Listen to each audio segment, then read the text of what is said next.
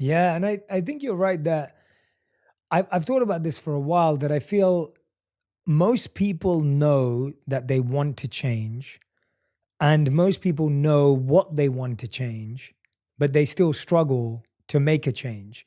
And so I found that we don't often have a values crisis, we have a habits crisis because people don't know how to reprogram their habits, and they've started to assume that the way they feel is who they are. And I wonder how you think about this, because I think we're living at a time where what you just said is like you either kind of find a way to numb your feelings. So you're turning towards something external to numb how you feel. Or today we're being told, well, feel every feeling and emotion completely. And then often we don't kind of get to the reprogramming phase. So I guess, how do you know how long to take a feeling seriously, effectively, and assessing it before you kind of take action on it? Feelings and emotions are the end product of past experiences, and we can remember experiences better because we can remember how they feel. The stronger the emotion we have to some experience in our life, the more altered we are inside of us. The more the brain freezes a frame and takes a snapshot. And that's called a long-term memory. That image is being bossed neurologically in the brain. So then what most people don't know is that every time they remember that event, that trauma, that betrayal, that loss, whatever it is, they're producing the same chemistry in their brain and body Mm. as if the event is occurring. So what happens over time is that conditioning process conditions the body to literally live in the past. So if a person is living by the same familiar feeling every single day, whether it's guilt or unworthiness or pain or suffering or victimization or depression or whatever it is, it's so important for them to come right up against that emotional state because they're coming up against the known. The question fundamentally becomes, for that person, is it possible then to feel a different feeling? Now, if you cannot feel a different feeling other than the feeling that you're used to feeling, it should tell you volumes about that feeling because it's going to influence your very same thoughts. So the research that we've done over and over again is that the only way you're actually going to reprogram your brain to work in your favor is you got to learn how to regulate your brain waves. And you know this, of course. Beta brainwave patterns are thinking brainwave patterns. It's the analytical mind. It's our critical facilities. We're in beta right now. We're aware of our bodies. We're aware of the environment. We're aware of time. The neocortex is switched on. It's what plugs us into three-dimensional reality. It's the seat of the autobiographical self. There's a lot of circuits in there from things you've learned intellectually and things you've experienced in your life. So for the most part, it's a repository of the past, right? And so 90% of those thoughts that we think being the same thoughts as the day before tend to become like automatic programs, and they become more subconscious or more unconscious. So in order for us to begin to change those programs, we got to get into the operating system. And the only way we do that is we got to slow our brain waves down in that thinking neocortex. The challenge for most people is they have so many demands in their life. They have so many emotional responses to circumstances in their life that they're living in a state of stress and living in a state of survival. In a state of stress and survival, you don't close your eyes. You got to keep your eye on the ball. You got to keep your attention on the outer environment. So their brains tend to work in a higher brainwave pattern, a mid-range or high-level beta brainwave pattern. And that's like driving your sports car in first gear. It's a lot of energy for the brain. So learning how to regulate and slow your brain waves down is something that we've been very, very interested in. When you teach people how to do that, it could become a skill.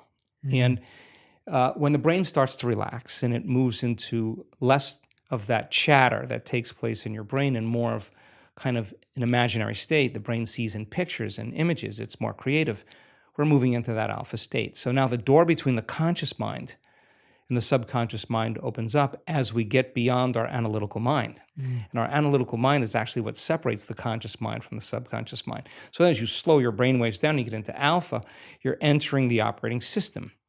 And that's where you can rewrite a new program. That's where you can rehearse a new script. That's where you can begin to plan your behaviors in an intentional way. If you can't change your brain waves, then it's like your computer running amok with all of those programs and you yelling at it, telling it to stop. You're not in the operating system.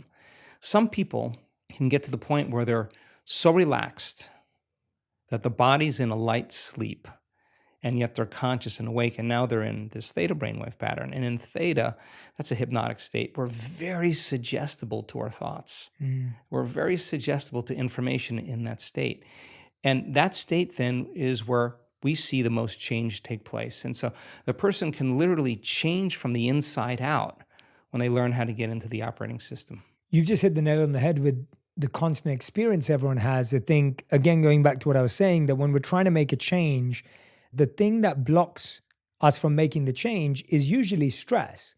If I'm trying to be a kind, loving, compassionate person, but I'm stressed out, I'm likelier to be snappy and rude and condescending.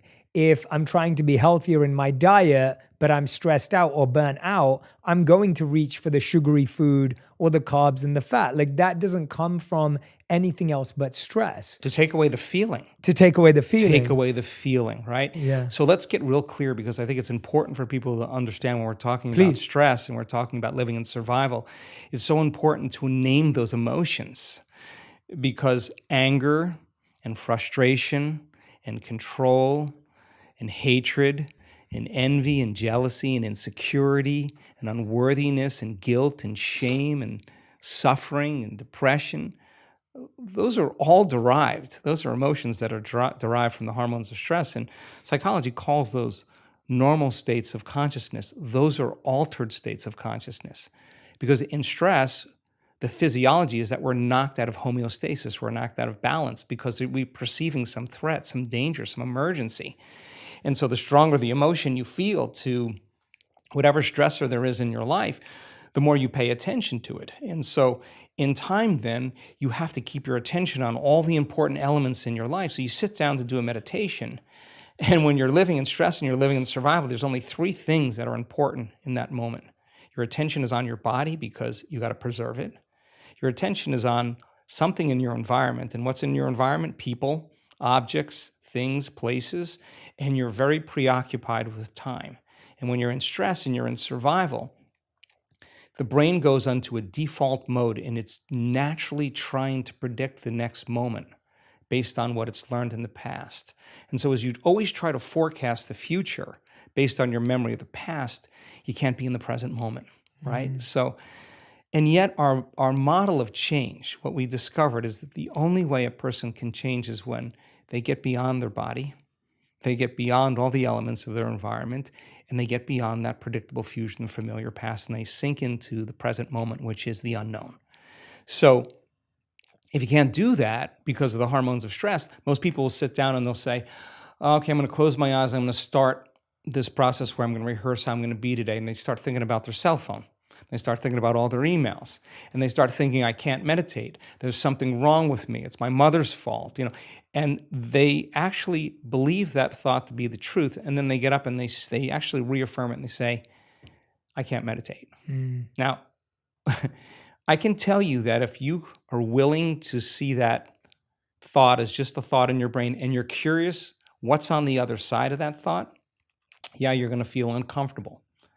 But if you had some tools and skills to apply, and you were able to take your attention off your cell phone and settle your body back down into the present moment, that would be a victory. And then your body would say, come on, you got to feel a little frustration now. You got to be impatient. You got to be judgmental. Come on.